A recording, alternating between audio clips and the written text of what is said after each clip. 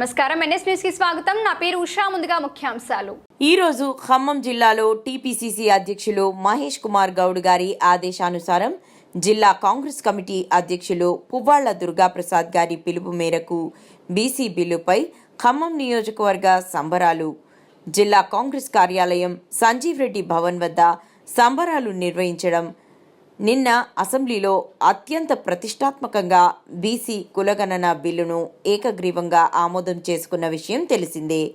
Congress party ఎన్నికల మేనిఫెస్టోలో ఇచ్చిన హామీ మేరకు ఏఐసీసీ అగ్రనేత శ్రీ రాహుల్ గాంధీ గారు భారత్ జోడో యాత్రలో ఇచ్చిన మాట ప్రకారం దేశంలోనే మొదటిసారిగా కులగణన నిర్వహించి అసెంబ్లీలో 42% పెంచుతూ బీసీ రిజర్వేషన్లు అమలు చేసేందుకు బిల్లు ఆమోదం పొందిన నేపథ్యంలో పెద్ద ఎత్తున సంబరాలు నిర్వహించడం జరిగింది.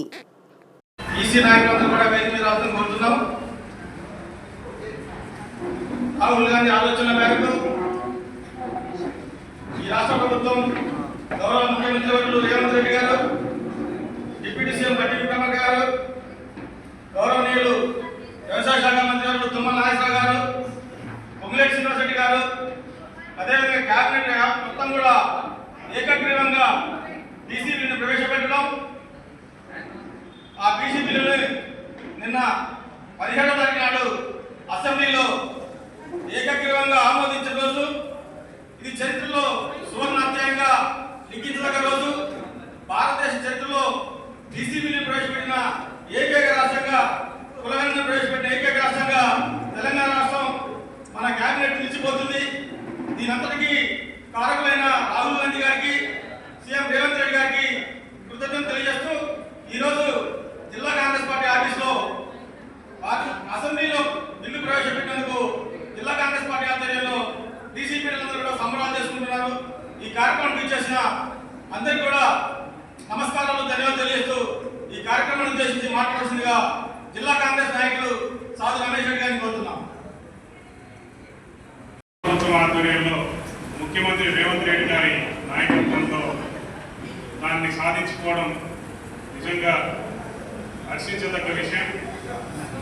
దేశ చరిత్రలోనే ఏ రాష్ట్రంలో కూడా గతంలో జరగలేదు, ఇప్పటి వరకు కూడా ఎవరు చేసింది లేదు.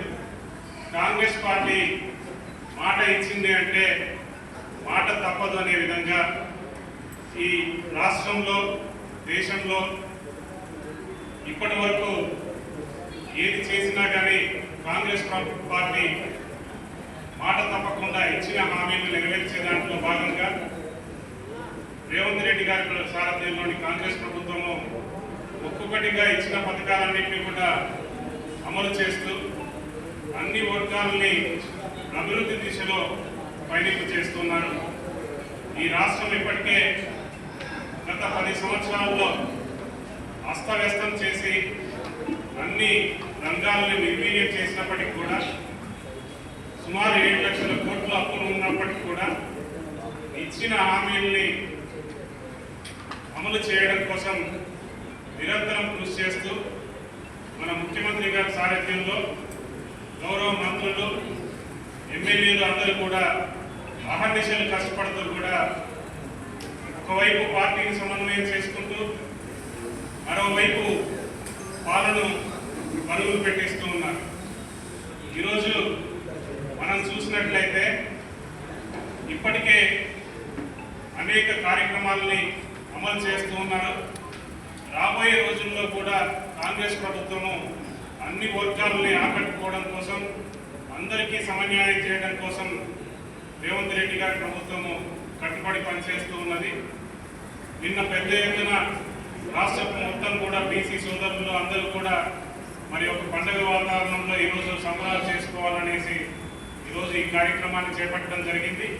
బీసీ సోదరులకి, సోదరిమణులకి అందరికీ కూడా ఈ సందర్భంగా వారికి శుభాకాంక్షలు తెలియజేస్తూ మరి ఈ అవకాశము మరి అసెంబ్లీలో కల్పించినటువంటి చట్టబద్ధత తీసుకొచ్చినటువంటి కాంగ్రెస్ ప్రభుత్వానికి, ముఖ్యమంత్రి రేవంత్ రెడ్డి గారికి, మంత్రులకు అందరికీ కూడా పేరు పేరున హృదయపూర్వక ధన్యవాదాలు తెలియజేస్తున్నాను. ఓబీసీ నగరాధ్యక్షులు పాట లక్ష్మి గారికి, వేదిక మీద ఉన్న అక్క మహిళా అధ్యక్షురాలు డబ్బుల సౌజన్య గారికి, సాధన మిషన్ గారికి, గౌరవ కార్పొరేటర్కి, అదేవిధంగా మైనార్టీ అధ్యక్షుడికి, అదేవిధంగా ఎంపీసీ నాయకులకి, కొత్తగా అందరికి కూడా పేరు పేరు నమస్కారములు. నిజంగా చరిత్రలో ఆ రోజు ఎన్టీ రామారావు గారు బీసీపీ పెద్దపేట వేసిన ఘనత ఎన్టీ రామారావు గారు. ఆ తర్వాత ఇలా రేవంత్ రెడ్డి గారి ప్రభుత్వం. నిజంగా ఇది ఒక అసలు కులగణన చేయడమే ఎంతో ధైర్యంతో, దమ్ము ధైర్యంతో చేసిన విషయం. ఎందుకంటే ఏ రాష్ట్రంలో కూడా, భారతదేశంలో ఏ రాష్ట్రంలో ఏ ముఖ్యమంత్రి కూడా చేయలేని పని మరి రాహుల్ గాంధీ గారు బీసీ డిక్లరేషన్ ఏదైతే చేశారో, బీసీలకి 42% రిజర్వేషన్ ఇవ్వాలని, అదేవిధంగా కులగణన ఏర్పడాలని, ఆ కులగణన చేయడమే పెద్ద గొప్ప విషయం. అయితే మరి రేవంత్ రెడ్డి గారి ప్రభుత్వం, రేవంత్ రెడ్డి గారు మరి చరిత్ర నుంచి మొత్తం రాబోయే 100 ఏళ్ళు కూడా ఒక చరిత్ర నిలిచిపోయే వ్యక్తిగా ఇలా రాహుల్ గాంధీ గారు కానీ రేవంత్ రెడ్డి గారు ఉన్నారు. ముఖ్యంగా బీసీలు చిరకాల కోరిక. బీసీలు మన లెక్కల ద్వారా 56% చేయలేదు.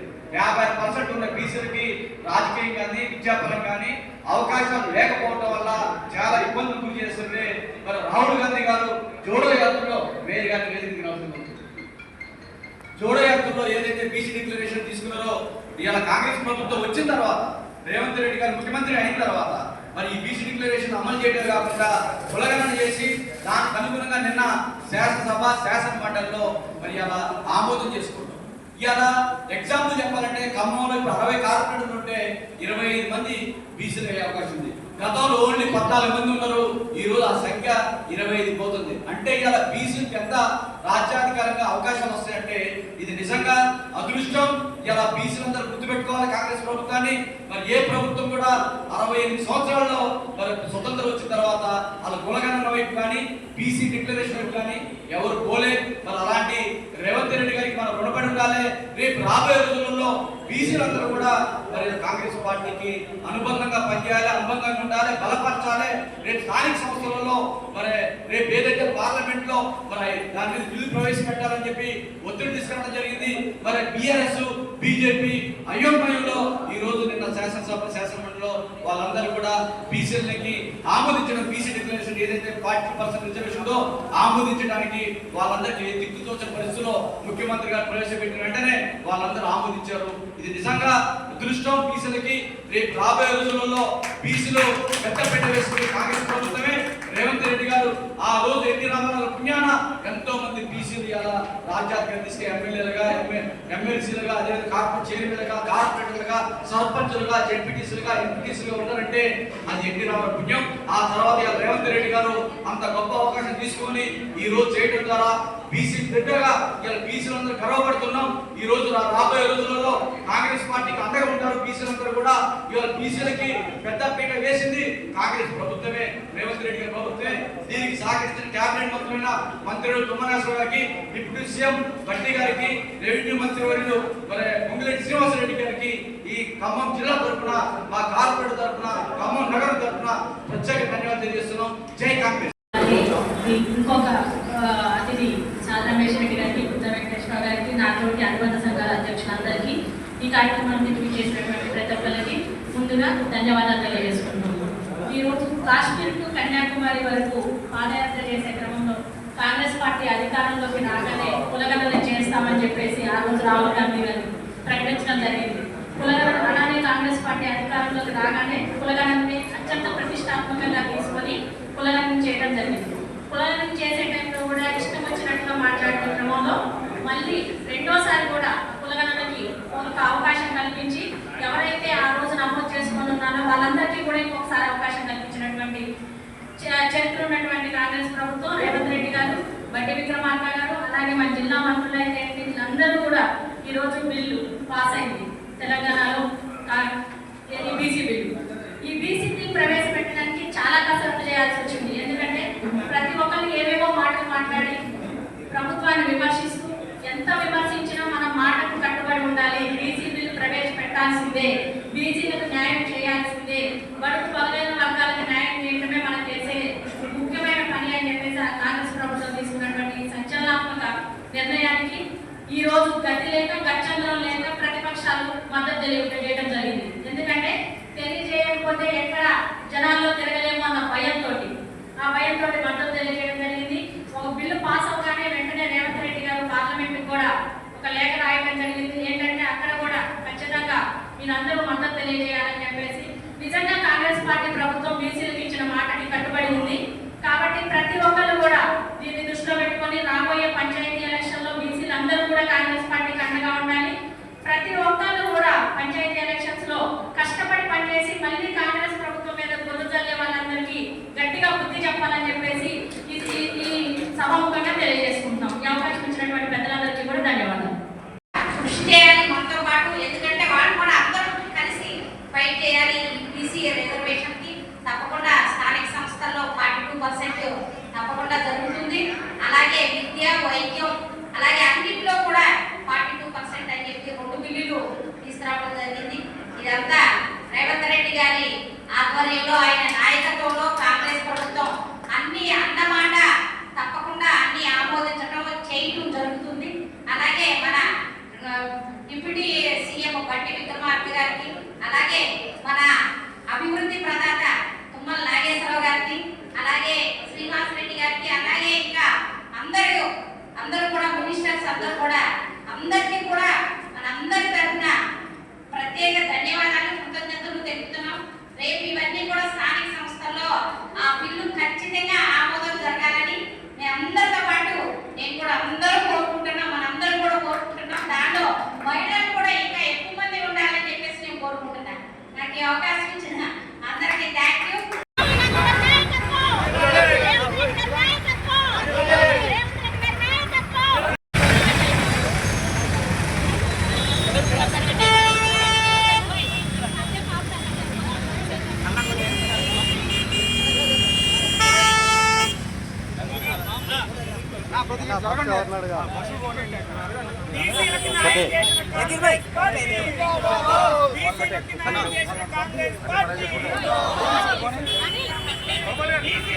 పెద్దలందరికీ నమస్కారాలు తెలియజేసుకుంటూ, రాహుల్ గాంధీ గారు ఆ రోజు మాటిచ్చారు. ఈ రోజు తెలంగాణ రాష్ట్ర ప్రభుత్వం వెంటనే రేవంత్ రెడ్డి గారి నాయకత్వంలో, అలాగే బట్టి విక్రమార్క గారి నాయకత్వంలో అసెంబ్లీలో బీసీ బిల్లు ప్రవేశపెట్టారు. ఇదందరూ బీసీలందరూ చాలా సంతోషిస్తున్నారు. అలాగే కాంగ్రెస్ ప్రభుత్వం అంటే బీసీల ప్రభుత్వం. బీసీలకి ఆ రోజు టీఆర్ఎస్ ప్రభుత్వం అనేక పథకాలు చెప్పి మోసం చేసింది. ఈ రోజు కాంగ్రెస్ ప్రభుత్వం బీసీ బిల్లు ప్రవేశపెట్టడాన్ని మేము హర్షిస్తూ నాకు ఈ అవకాశం ఇచ్చిన పెద్దలందరికీ ధన్యవాదాలు.